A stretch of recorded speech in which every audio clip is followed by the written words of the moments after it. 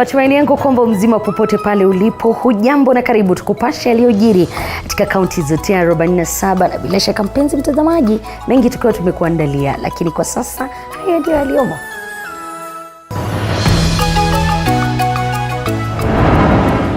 Raila Odinga akashifu uongozi wa Rais William Ruto. We are, however, firmly opposed to the current trend directed by a vindictive regime that the president that seems to be pursuing a personal vendetta against specific current and past state officers in the pretext of pursuing extrajudicial executions. Akitaka uchunguzi wa mauaji ya kiholela kufanywa bila kuingiza siasa. Mwanamume mmoja amuua mkewe na mwanawe miaka 13 katika eneo la Ndia, kaunti ya Kirinyaga. Tuko hapa kusudi, manake imekuwa kuna kazi ngumu, mahali ya kijana amejinyongea, na ndani ya nyumba kwanza aliacha ameua bibi na akaua kijana yake, na hatimaye akijitoa uhai. Na naibu wa rais Rigathi Gachagua na waziri wa kilimo wafungua rasmi maonyesho ya kilimo katika kaunti ya Mombasa.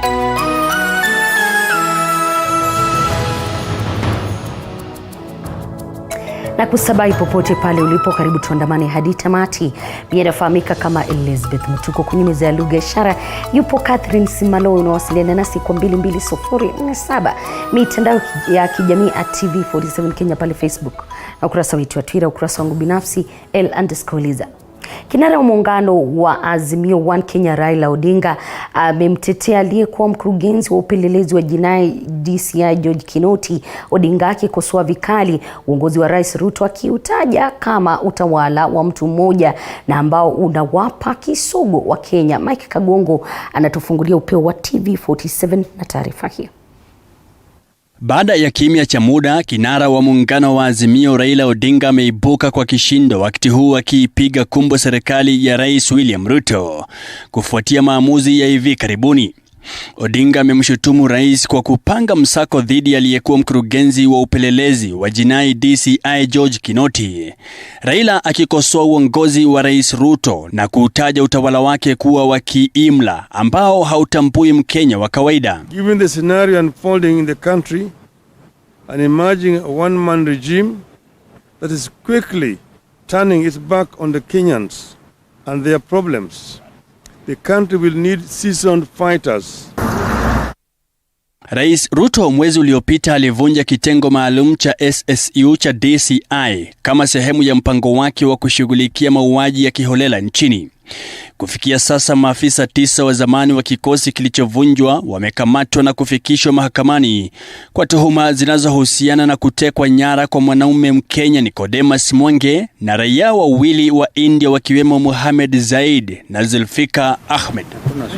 Lakini kwa mujibu wa Raila Odinga, uchunguzi wa Rais Ruto unaodaiwa kuwa visa vya mauaji ya kiholela umegeuka kuwa uwindaji unaochochewa kisiasa. One of William Ruto's grudge against George Kinoti and the DCI started way before the elections.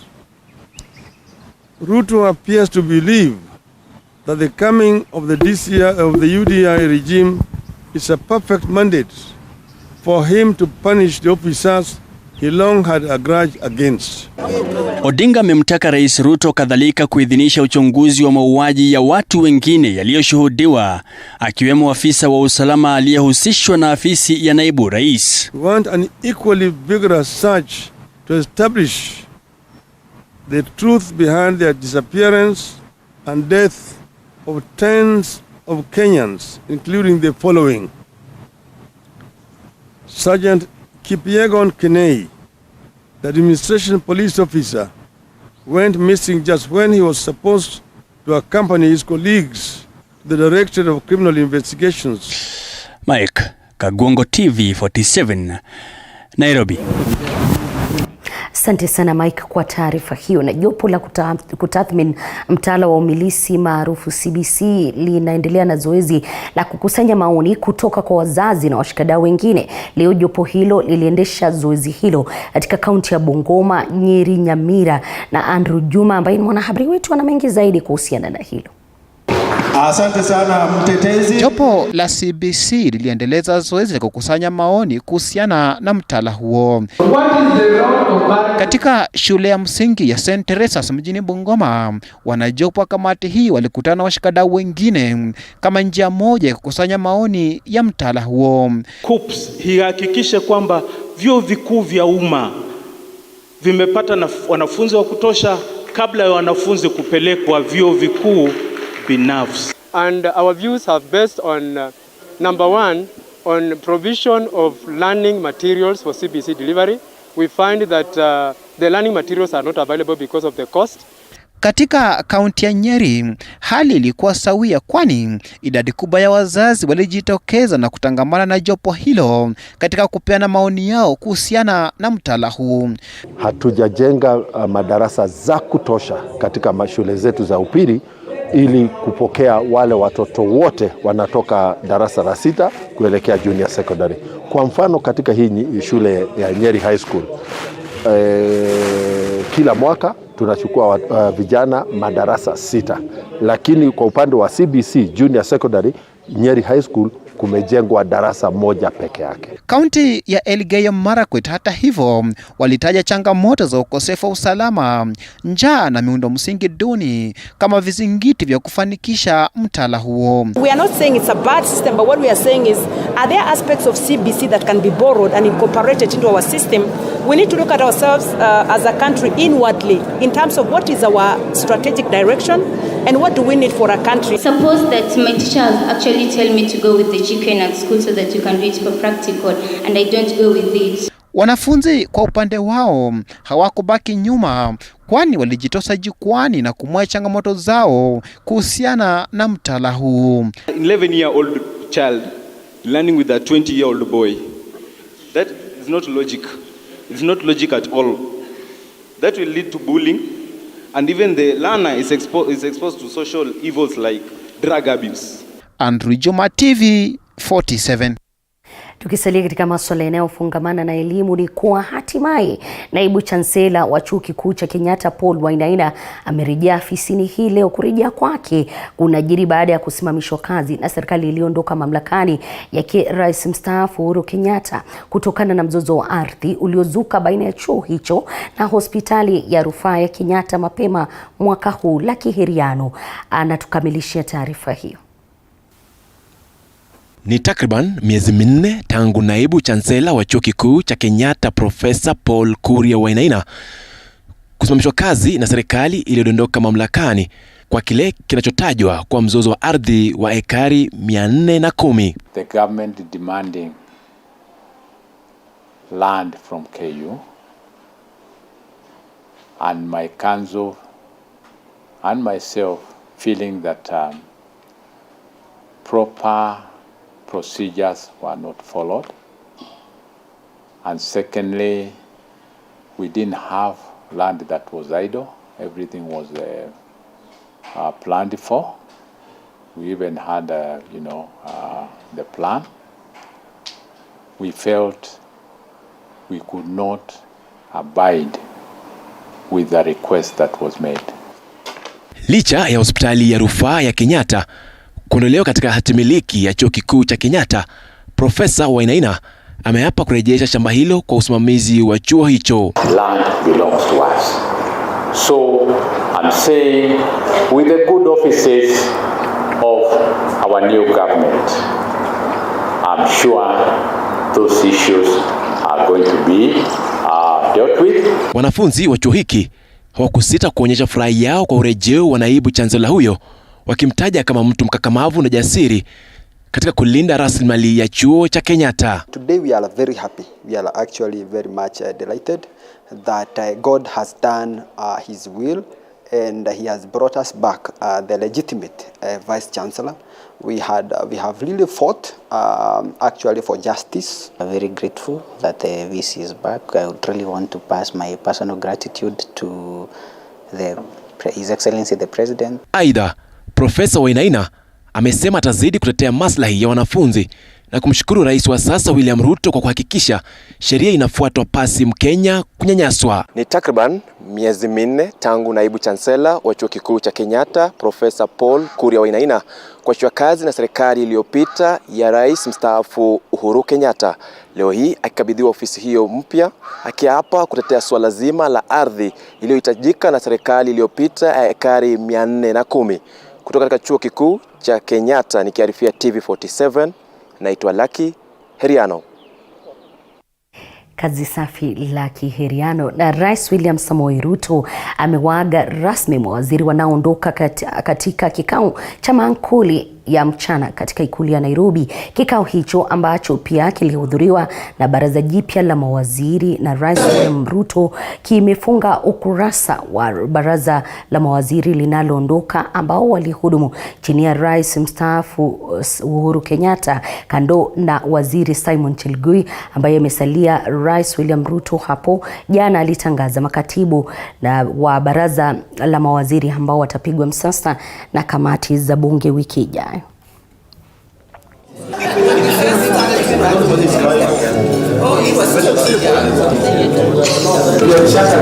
I think it is good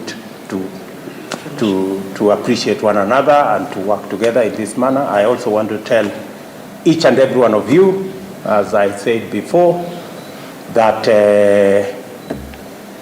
I look forward to working with you in different capacities as good citizens of our country and as leaders. Katika taarifa ya Tanzania ni kuwa mwanamume mmoja kutoka kijiji cha Kiandai, eneo la Ndia, kaunti ya Kirinyaga, amemuua mkewe kikatili pamoja na mtoto wake wa kiume wa miaka 13 kisha kujitia kitanzi, sababu kuu ikiwa kitendawili. Inakisiwa kuwa mwili wa mwanamume huyo wa umri wa miaka 42 anayejulikana kama Cyrus Mbuti ulipatikana ukininginia kileo katika mti ulio katika boma lake. Jirani yake Peris Wanjiku na wanawe Jackson Kinywa wakipatana na maiti yake kisha kufanya upekuzi ndani ya nyumba yao. Polisi wameanzisha uchunguzi zaidi kuhusiana na swala hilo. Nilisikia ripoti asubuhi, halafu nikasema lazima nitahudhuria. Na kusema ukweli, hapa Maidaroi hatujawahi kusikia kitu kama hii tena. Na tuna huzuni sana kwa sababu hii mzee alikuwa anajifanyia kazi yake. Alikuwa analima ng'ombe, alikuwa analima mchele, na ni mtu ambaye hata pombe alikuwa akunywi pombe. Tuko hapa kusudi, manake imekuwa kuna kazi ngumu, mahali ya kijana amejinyongea, na ndani ya nyumba kwanza aliacha ameua bibi na akaua kijana yake, ndipo akaja kujinyonga.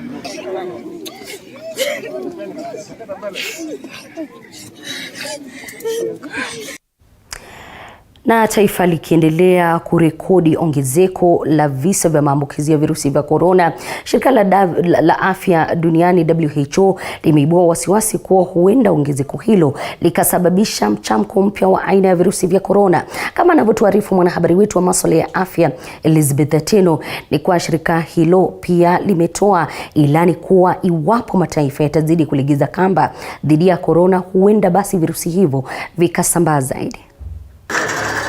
Taifa la Kenya bado linazidi kurekodi ongezeko katika idadi ya maambukizi ya virusi vya corona, huku idadi ya maambukizi ikigonga 14% katika kipindi cha saa 24 zilizopita. Hii ni baada ya watu 97 kuambukizwa virusi hivyo kutoka kwa sampuli 695. Na sasa shirika la afya duniani limetishia kuwa huenda idadi ya maambukizi ikaongezeka maradufu iwapo mataifa mbalimbali ulimwenguni hayatakaza kamba ili kudhibiti msambao wa virusi hivyo. Bottom line for us as an organization is that we need to be in a situation where we can track these.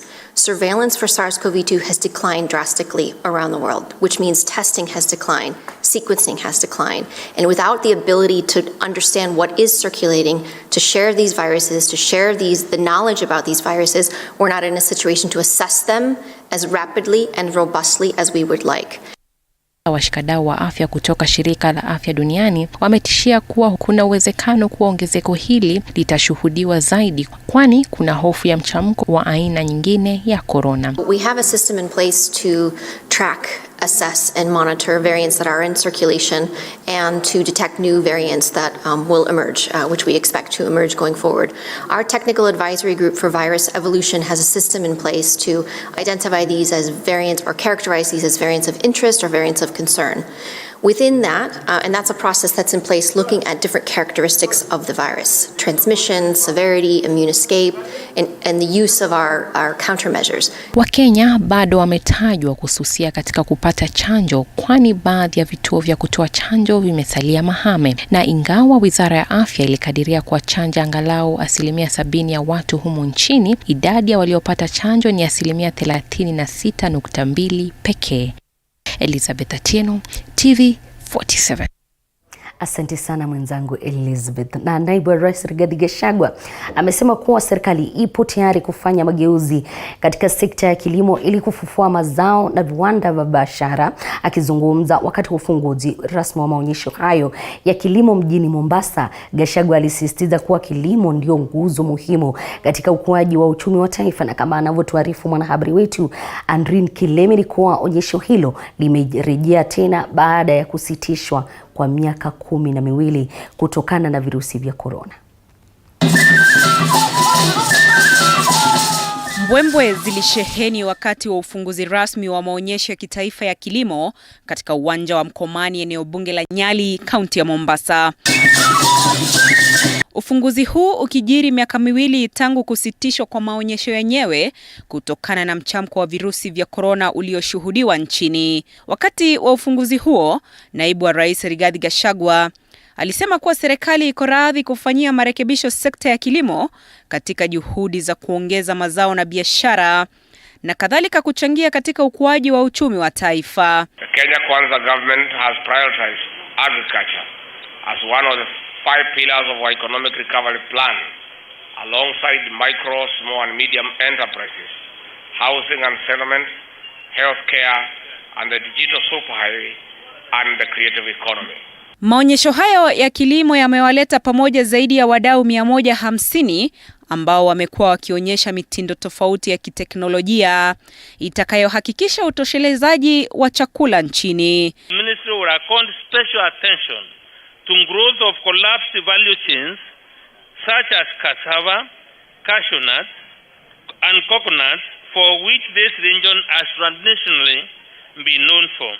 As a ministry, we commit to execute our role of ensuring increased agricultural productivity. Wakati huo, naibu wa rais Rigathi Gachagua alitoa wito kwa wawekezaji wa kibinafsi kuchangia chakula na rasilimali kwa jamii zilizoathirika na kuhakikisha hakuna Mkenya anayefariki kutokana na njaa. We have lost 2.5 million heads of livestock. The numbers grow every minute, day by day. These are not mere numbers. They are lives and livelihoods. Maonyesho hayo ya kilimo yaling'oa nanga Jumatano na yanatarajiwa kukamilika kesho Ijumaa. Andrin Kilemi, TV47. Bila shaka ni furaha kuona Wakenya wakirejelea masuala muhimu kama vile maonyesho, na bila shaka maonyesho hayo yamekawia kuonyeshwa kwa miaka 2 bali sio miaka 12. Kinara wa chama cha DAP Kenya, Wafula Wamunyinyi, amepewa tiketi ya chama hicho kuwania kiti cha useneta kaunti ya Bungoma mnamo tarehe 8 Disemba mwaka huu. Wamunyinyi aliyekuwa mbunge wa Kandui alipokea upinzani mkali kutoka kwa Wafula Wakoli wa Ford Kenya na Mwambu Mamboga wa UDA, uchaguzi huo ukitarajiwa siku hizo za usoni. Wanji Sostin na mengi zaidi. Kinyang'anyiro cha useneta kaunti ya Bungoma kinaendelea kushika kasi. Hii leo aliyekuwa mbunge wa Kandui Wafula Wamunyinyi amepokezwa tiketi ya DAP-K chini ya mwavuli wa Azimio la Umoja One Kenya. We wanted to let the country know that as a party, Azimio la Umoja One Kenya coalition party will be fielding a candidate in the Bungoma senatorial by-elections scheduled for 8th December this year. Honorable Wafula Wa has what it takes to win the Bungoma seat, and more importantly, he has a record of speaking out for the people of Kenya. Wamunyenye ambaye amehudumu kama mbunge wa Kandui kwa miaka 20 alibwagwa na mpinzani wake wa Ford Kenya John Makali katika kipute cha Agosti 9. Azimio la umoja One Kenya Coalition. Na kwa sasa atamenyana na wakoli wa Wafula wa Ford Kenya na aliyekuwa mbunge wa Bumula Mwambo Mabonga wa chama cha UDA, naye Robert Sifuna wa Roots Party akiwa amepokezwa tiketi ya chama hicho. I'm one of the most experienced leaders other than Moses Wetangula, who is slightly served longer than myself. All the rest, I think I can say I'm the most experienced in terms of representation. Haya ya kijeri, wazee wa jamii ya Baki Mweyo wamemwidhinisha Julius Masinde kama mgombea huru anayenuia kuchukua nafasi ya Spika Moses Wetangula. Wananchi wote wa kaunti ya Bungoma wakaweze kuniunga mkono katika azma yangu ya kuwa seneta, na mimi ninawahakikishia kwamba nitaweza kuwafanyia kazi inavyostahili. Waniaji wote wa kiti hicho wanatarajiwa hapo kesho kukutana na tume huru ya uchaguzi na mpaka nchini ya IEBC tawi la Bungoma kuweka mikakati na namna ya kuendesha shughuli hiyo. Wanji Sosti, TV47, Bungoma. Bila shaka tutakuwa tukifuatilia kipute hicho pale cha useneta kaunti ya Bungoma kwa ukaribu, kisha kukupeperushia ndani ya runinga ya TV47. Mamia ya Wakenya katika sehemu nyingi nchini bado wanaendelea kukabiliana na ugumu wa kupata chakula sawa na lishe na maji kwa mifugo. Viongozi, mashirika na makundi mbalimbali sasa wameanzisha harakati za kukabiliana na hali hii ambayo inazidi kukosa ama inazidi kuwa mbaya zaidi, kama anavyotuendelezea mwanahabari wetu Collins Lusweti. Maji yetu hapa ni hii maji ya kuchimba hapa tu kwa mafisima. Tuna share hapa. Kuna makali ya ukame yanazidi kuathiri mamilioni ya Wakenya nchini, wakati maeneo mengi yakizidi kushuhudia ukame. Katika baadhi ya maeneo kama vile kaunti ya Kilifi, wadau wameonya huenda elimu ikasambaratika kutokana na baa la njaa, huku mitihani ya kitaifa ikikaribia. Katika juhudi za kukabiliana na hali hii, mashirika na wadau mbalimbali yameanza michakato ya kuwasaidia walioathirika. Muungano wa maendeleo ya wanawake nchini umeahidi kuanzisha mpango wa kusambaza chakula katika maeneo yenye mahitaji, huku akitaka mikakati ya kukabiliana na mabadiliko ya tabia nchi kuzingatiwa. So we are going to 100 households to distribute some food in Malua village, Matapato South, Kajiado County. Every one of us can do 300 trees. So maendeleo here, my sisters, I'm calling on all of us to get on this planting of trees, and I'll start by example by doing 1,000 trees. Katika maeneo ya Emat na Lipo Lasat kaunti ya Kajiado, zaidi ya familia 500 ambazo zimeathirika zimepokea msaada wa chakula kutoka kwa mashirika ya dini.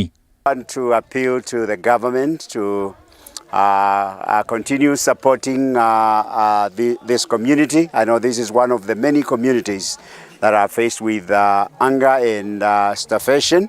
Kadhalika wadau wanaonya huenda usambazaji wa chakula usiwe suluhu la kudumu, badala yake mikakati ya kukabiliana na mabadiliko ya tabia nchi yafaa kuzingatiwa. Katika kaunti ya Embu, wadau wametaka wakulima kuzingatia kilimo mbadala kuongeza mazao. Na katika kaunti ya Bungoma, mashirika ya kilimo yamewataka wakulima eneo hilo kukumbatia unyunyuzaji ili kuongeza uzalishaji wa chakula kukidhi mahitaji. Kadhalika wakazi wameshauriwa kupanda miti kwa wingi kukabiliana na mabadiliko ya hali ya anga. Hivyo tuache kutegemea sana mvua kwa sababu tabia nchi imebadilika. Wakati unatarajia mvua itanyesha kwa wingi, unapata haiko ya kutosha. Lakini tukifunzwa maneno ya unyunyuziaji shamba maji, si hii baiskeli itatusaidia kubeba maji kutoka mtoni kwenda shambani.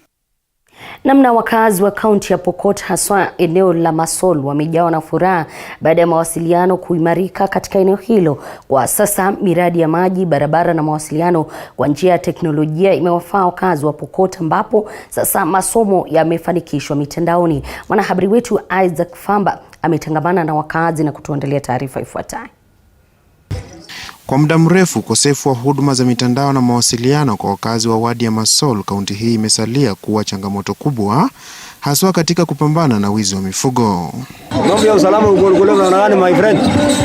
Awali ingewachukua muda mrefu kuwasiliana na maafisa wa usalama, lao likiwa kupanda juu ya mti ili kutafuta mawimbi ya kuwezesha kufanya mawasiliano. Kama hapo awali ilikuwa ni shida sana, kwa sababu raia kutufikia ilikuwa inachukua muda, kwa sababu wengine walikuwa wanakimbia kwa miguu, wengine wanaenda kupanda mlima, na kufikia viongozi inachukua muda. Kwa muda mfupi sasa, wakazi wameonekana kufurahia matunda ya ujenzi wa minara ya mawasiliano ambayo imewasaidia pakubwa katika kupambana na visa vya utovu wa usalama. Kwanza unaenda kwenda kwa milima ndio unaweza pata communicate na mtu, na hata hiyo ilikuwa ni ngumu sana. Ilikuwa ngumu kabisa, mpaka watu ilikuwa mbeleni waende mpaka Zigor ndio apeane information. Si tu kwa kupiga simu, bali miundo msingi ikiwemo barabara na maji imefunguliwa kwenye eneo hilo, swala ambalo limeweza kuwaondoa wakazi kwenye janga la giza na umaskini. Imagine mambo ya barabara.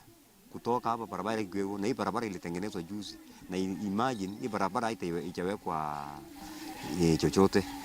Sasa huenda wakazi wakanufaika zaidi baada ya shirika la American Tower Corporation kuzindua mradi wa mafunzo kwa wakazi ambao watakuwa na uwezo wa kusoma na kufanya biashara zao mitandaoni. Mnara huu umeweza kueneza mawasiliano katika eneo la kilomita 12 na imesaidia sana kuendeleza namna ya communication ama namna ya kuwasiliana katika mtaa huu wa Ekiramet. Tumeendeleza zaidi, tukaongeza digital community kusaidia kueneza hayo mawasiliano.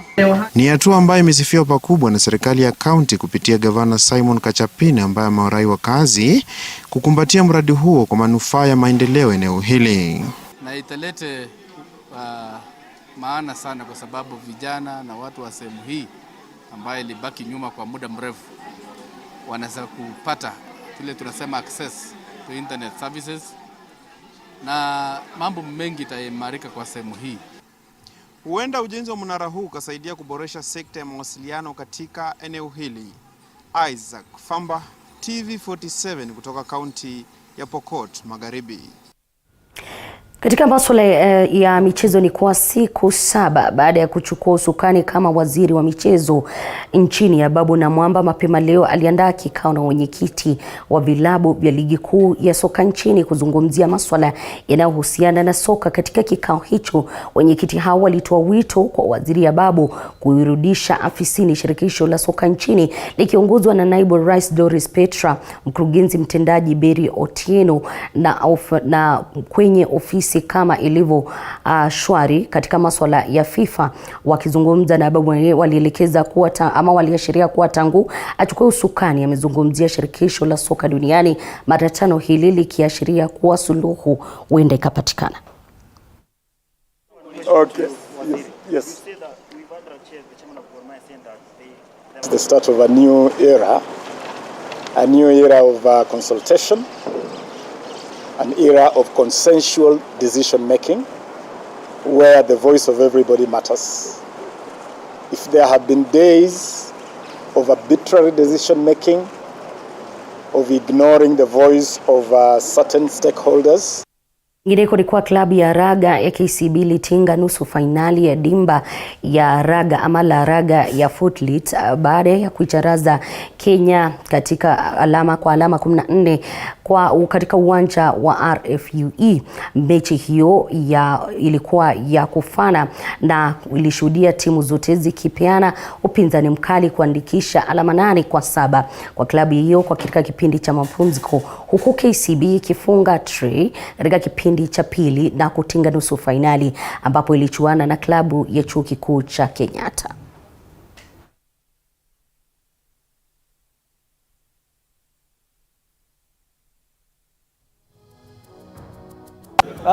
Yeah, we knew the game would be riddled with mistakes because it's the first game of the season. So no excuses, but yeah, kudos to Queens. They brought the A game on. But we, on the other hand, didn't play as we expected. We can only get better. We will only get better because, like I said, we didn't play. Na mpenzi mtazamaji, kufikia hapo sina budi kukamilisha Upeo wa TV47. Mimi nafahamika kama Elizabeth Mutuku, kwenye meza ya lugha ishara amekuwepo Catherine Simalowe, lakini nikiondoka